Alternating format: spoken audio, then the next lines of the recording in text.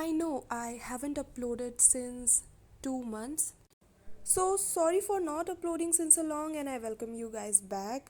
And within 30 days हम 12th का half portion complete कर लेंगे. 11th का ऑलमोस्ट हो चुका है सब कुछ. So without wasting your time, let's get started with this allegorical poem, which means कि ऐसी पोएम जिसका एक लिटरल मीनिंग होता है और एक सिंबॉलिक मीनिंग होता है. लिटरल यानी कि शब्द आप पढ़ोगे तो आपको कुछ मीनिंग समझ में आएगा, लेकिन उसका एक डीपर मीनिंग होगा, सुपरफिशियल मीनिंग होगा एक, और लेकिन जो मेन रीज़न होगा, मेन मीनिंग होगा पोएम का, वो डीप होगा. ठीक है. सो बेसिकली शब्दों पे नहीं जाना है, भावनाएं समझनी है. इस पोएम में हमें यह बताया गया है कि डेथ जो है दुनिया का अंत नहीं है, जो आपका जीवन है उसका अंत नहीं है, वो एक्चुअली एक न्यू जर्नी है. ठीक है. This poem is written by Alfred Lord Tennyson. वैसे इनको कौन नहीं जानता होगा.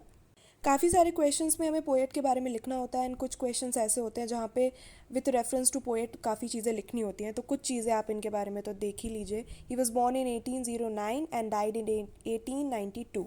ठीक है. And he was most renowned poet of Victorian era, और ये पोएट लॉरिएट भी थे, यानी कि महाकवि या राजकवि थे, मतलब कि ही वॉज दैट पॉपुलर. ठीक है. एंड इनके कुछ इम्पॉर्टेंट वर्क हैं: in memoriam, the charge of the light brigade, Idols of the King. You know, Tennyson wrote this poem 3 years before he died, यानी कि 1889 में. एक्चुअली वो काफ़ी समय से बीमार थे, लेकिन फिर वो सही हो गए थे. बट ही न्यू कि वो मरने तो वाले ही हैं जल्द, और उन्हें अपनी लाइफ से बहुत सेटिस्फैक्शन था. उन्हें पता था कि वो मरने वाले, और उन्हें बहुत ज़्यादा खुशी भी थी. लाइक उन्हें कोई डर नहीं था. उन्होंने अपनी लाइफ में इतनी पॉपुलैरिटी पाई, इतना काम किया, दिल से काम किया, वो बिल्कुल सेटिस्फाइड थे. उन्हें और कुछ चाहिए नहीं था. वो अपने क्रिएटर से मिलना चाहते थे. ही इज़ वेरी हैप्पी कि वो अपने क्रिएटर से मिलेंगे आफ्टर डेथ, और वो डेथ को एक एंड नहीं, एक स्टार्ट मान रहे हैं. चलो तो फिर ये बहुत इंटरेस्टिंग सी पोएम डिटेल में पढ़ते हैं. Sunset and evening star and one clear call for me, and may there be no morning of the bar when I put out to sea. यहाँ पे पोएट कह रहा है कि वो एक जर्नी पे निकल रहा है, एक सी जर्नी पे. ठीक है. वोयाज पे. टाइम क्या है? सनसेट का. ठीक है. यानी कि अब देखो, सनसेट मतलब कि एंड ऑफ डे. यहाँ पे वो ये बताना चाह रहे हैं कि मैंने कहा ना, भावना को समझना है. यहाँ पे उनकी लाइफ का एंड होने वाला है. And evening star. Evening star क्या है? जो वीनस होता है, सेकेंड प्लैनेट, वो आपको पता है कि इवनिंग में वो चमकता हुआ दिखाई देता है. तो वो एज अ नेचुरल इंडिकेटर काम करता है. जो भी मैराइनर्स होते हैं उनको टाइम का पता चल जाता है, वो उस हिसाब से स्टार्ट करते हैं. ठीक है. तो वो एक नेचुरल टाइमिंग टाइप की होती है. तो जैसे ही वो इवनिंग स्टार देखते हैं, वो अपनी जर्नी स्टार्ट करते हैं.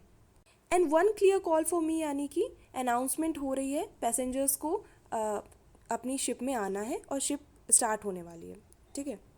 अब यहाँ क्रॉसिंग द बार का मतलब क्या है? बार यानी कि वो जगह जब आप हार्बर से बाहर जाते हो, मतलब जब आपकी जहाँ शिप कोस्ट पे खड़ी हुई है, फिर वो अपनी जर्नी पे निकलती है, तो थोड़ा सा पानी कोस्टल एरिया का होता है. उसके बाद सी जहाँ से स्टार्ट होता है, वो जो वाटर स्टार्ट होता है, उससे पहले क्या होता है कि ये जो नॉर्मल शोर का पानी और सी का पानी, उसके बीच में थोड़ी सी सैंड की लाइन सी बनी होती है एकदम. ठीक है. सो वो एज अ बार या फिर एक एज अ बैरियर काम करती है. वहाँ पे बहुत ज़्यादा वेव्स बहुत तेज़ी से जो है बह रही होती हैं, टाइड. ठीक है ना. सो कई लोगों की शिप वहाँ पे गिर जाती है, मतलब थोड़ा टर्बुलेंट एरिया होता है, तो वो जो है रिस्की एरिया होता है. ठीक है. और वो यहाँ पे उस बार को, ठीक है, जो कि एक फिजिकल चीज़ है, उसको यहाँ पे पोएट ने कंपेयर किया है कि लाइफ और डेथ के बीच की लाइन है वो. ठीक है. तो वो अपनी जर्नी पे निकलने वाला. ये जर्नी क्या है? Life after death. ठीक है. ये मेटाफर्स याद रखना अच्छे से. And may there be no morning of the bar. Bar पे बिल्कुल शांति होनी चाहिए. यानी कि पोएट चाहता है कि जब वो मरे तो कोई शोर ना हो, कोई दुखी ना हो. वो जब खुद खुश है, पीस में है, तो दूसरे क्यों हो? मॉर्निंग मतलब क्या होता है? रोना. ठीक है. पेन में रोना, एंग्विश में रोना. When I put out to sea, यानी कि when I go out for sail. ठीक है. But such a tide as moving seems asleep, यानी कि टाइड एक वहाँ पे मैंने बताया ना आपको, सैंड बार के एरिया में तेज़ी से टाइड होती है. ठीक है. ज़्यादातर तो वहाँ पे पोएट क्या चाहता है कि टाइड तो हो. ठीक है. काफ़ी सारे मतलब पानी या वेव तेज़ होनी चाहिए, तभी तो स्मूथली जल्दी से आगे बढ़ेगा. लेकिन ऐसी टाइड होनी चाहिए कि जो मूवमेंट है वो एस्लीप लगे, यानी कि मूवमेंट बहुत स्मूथ लगे, ठीक है, कोई डिफ़िकल्टी ना हो उसे पार करने में, लाइफ और डेथ को पार करने में, ठीक है, लाइफ को पार करके डेथ के एरिया में जाने में। Too full of sound and foam, यानी कि जो टाइड होनी चाहिए ना वो बहुत तेज़ होनी चाहिए, जैसे कि वो उस एरिया में फंस ना जाए, क्योंकि ज़्यादातर यही होता है ना, सैंड में जाके धंस जाती हैं शिप्स, ठीक है, डिफ़िकल्टी होती है उन्हें मूवमेंट में, तो टर्बुलेंट नहीं होना चाहिए, तेज़ी से वेव का मोशन होना चाहिए, ठीक है। टू फुल ऑफ साउंड होना चाहिए। फोम यानी कि फोम क्या है, एक स्मूथ सा जो स्कम फॉर्म हो जाता है ना वाटर के ऊपर। सो ही मीन्स कि टाइड तो तेज होगी बट उसकी जर्नी स्मूथ होगी। When that which drew from out the boundless deep, अब यहाँ पे बाउंडलेस डीप का मतलब है सी की बात, मतलब वो कह रहा है कि जो शिप थी जो कि सी में से आई थी, अब दोबारा अपनी जर्नी पे रिटर्न हो रही है, ठीक है। अभी वो हार्बर में गई थी कुछ समय के लिए, अब फिर से वो अपने घर जा रही है। अब ये तो हो गई लिटरल मीनिंग, लेकिन इसकी एक और दूसरी मीनिंग भी निकलती है। ये सब जो जर्नी है स्मूथ कब होनी चाहिए, जब जब दैट यानी कि सोल, या फिर वो खुद की बात कर रहे हैं, अपनी सोल की बात कर रहे हैं, वो सोल अपने घर वापस जाए, ठीक है। सो यहाँ पे ये भी हमें देखने को मिल रहा है कि वो ये नहीं कहना चाहते कि वो इस दुनिया को छोड़ के जा रहे हैं, नहीं, वो अपनी दुनिया में वापस जा रहे हैं जहाँ से सोल एक्चुअली आई थी इस दुनिया में। और इस जर्नी में कोई भी टर्बुलेंस नहीं होना चाहिए, पीस होना चाहिए। Twilight and evening bell and after that the dark and may there be no sadness or farewell when I embark, ठीक है। सो टाइम क्या हो रहा है, ट्विलाइट का मतलब डस्क का टाइम, जहाँ पे सन तो सेट हो गया ऑलमोस्ट पूरा, बट लाइट फिर भी है, शाम का टाइम, ठीक है। एंड इवनिंग बेल वैसे तो क्रिश्चियंस में ये होता है कि प्रेयर के लिए बुलाया जाता है, तो जो चर्च होता है वहाँ बेल बजाई जाती है तो लोग चले जाते हैं वहाँ पे, ठीक है। अब ये दोनों ही चीज़ें क्या बता रही हैं हमें कि ये बेल भी तभी बजती है जब दिन का अंत होने वाला होता है, और ट्विलाइट यानी कि वही है, शाम के बाद तो रात होने वाली है, तो जो डे है वो एंड होने वाला है, राइट। यहाँ पे डे का एंड उसकी लाइफ के एंड को सिंबलाइज कर रहा है। तो सैडनेस नहीं होनी चाहिए कि मैं जा रहा हूँ, फेयरवेल हो रहा है मेरा, ठीक है। व्हेन आई एम्बार्क यानी कि when I set out for journey, embark यानी कि किसी शिप में चढ़ना, ठीक। लिटरल मीनिंग ये है कि जब वो अपनी जर्नी पे जाए तो कोई दुखी ना हो, लेकिन यहाँ पे क्या है कि जब वो अपनी इस लाइफ की जर्नी को एंड करके डेथ की जर्नी पे जाए तो कोई दुखी ना हो, ठीक है। अब यहाँ पे इवनिंग बेल का मतलब ये भी एक तो प्रेयर वाली बेल, और दूसरा यहाँ पे डेथ नेल हो सकता है। डेथ नेल यानी कि जब भी किसी की डेथ हो जाती है तो सोसाइटी में पहले लोग ऐसे बजाते थे नेल, तो सब लोग बाहर आ जाते थे, ठीक है।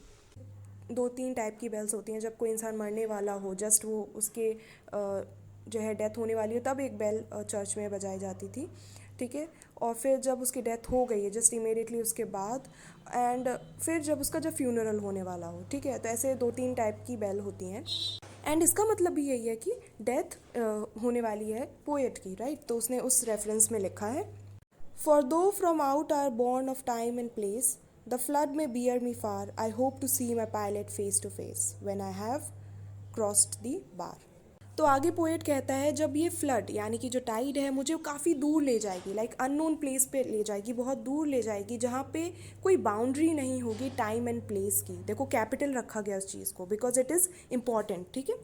सो बाउंड्री ना होने का क्या मतलब है, यानी कि जब उसकी डेथ हो चुकी होगी, ठीक है, वो एक ऐसी दुनिया में पहुंच चुका होगा जहाँ पे टाइम और प्लेस की कोई बाउंड्री नहीं है, there is no place, there is no time, ठीक है। तब वो होप करता है कि वो अपने पायलट को फेस टू फेस देख पाए। फिर से पी कैपिटल है, विच मीन्स वैसे तो पायलट मतलब क्या है, जो कैप्टन होता है शिप का, ठीक है, जो उसकी शिप को ले जा रहा है, यानी कि उसको उस शिप में बैठा के ले जा रहा है, उसकी लाइफ का कंट्रोलर है, जिस कैप्टन के थ्रू वो इस दुनिया से दूसरी दुनिया में पहुंचा, वो कौन है, ऑफ कोर्स गॉड। तो वो अपने क्रिएटर को, जिसने बनाया है उसे, गॉड को देखना चाहता है, ठीक है, आफ्टर डेथ। ये विश है पोएट की। When I have crossed the bar, जब मैं बार को क्रॉस कर चुका हूँगा तो आई होप मैं अपने क्रिएटर को देख पाऊँ। सो यू सी कितनी ऑप्टिमिस्टिक पोएम है, और कुछ भी डाउट हो तो ऑफकोर्स मेरे को बता देना। यहाँ पे हमें क्या क्या चीज़ें देखने को मिलती हैं कि टेनिसन का कितना फेथ था गॉड में, उन्होंने जितने भी काम किए अपने ज़िंदा रहते हुए, ये उससे बिल्कुल सेटिस्फाइड है, कोई भी इच्छा इनके मन में नहीं रह गई है जो इन्होंने कर ना पाई हो, ठीक है। अपनी डेथ के 3 इयर्स पहले इन्होंने ये पोएम लिखी, और ये हमें भी काफ़ी कुछ सिखाती है। हमें डेथ से डरना नहीं चाहिए, क्योंकि अगर हम डरते हैं तो वो प्रोसेस बहुत ही ज़्यादा डिफ़िकल्ट हो जाता है हमारे लिए, हमारे जो लव्ड वंस हैं उनके लिए भी। You might have studied the chapter two build a fire, उसमें भी हमने देखा जो ट्रैवलर था लास्ट में, वो एक्सेप्ट कर लेता है इस फैक्ट को कि अब उसको मरना ही है, वो भी बर्फ़ में जम कर। ठीक है, पहले तो वो बहुत ज़्यादा पैनिक कर रहा होता है, भाग रहा होता है सो दैट उसकी बॉडी वार्म रहे और वो जमे नहीं, बट फिर लास्ट में वो कहता है कि अब मरना है तो फिर डिग्निटी के साथ मरते हैं। And in case you haven't studied the chapter, कोई दिक्कत नहीं है, कुछ ही दिन में उसके तीनों पार्ट्स आ जाएंगे। Kind of long and boring chapter है, but I will try to make it interesting for you. काफ़ी सारे न्यू वर्ड्स भी हैं इस चैप्टर में, so keep waiting for the video and I hope to see you soon. Bye.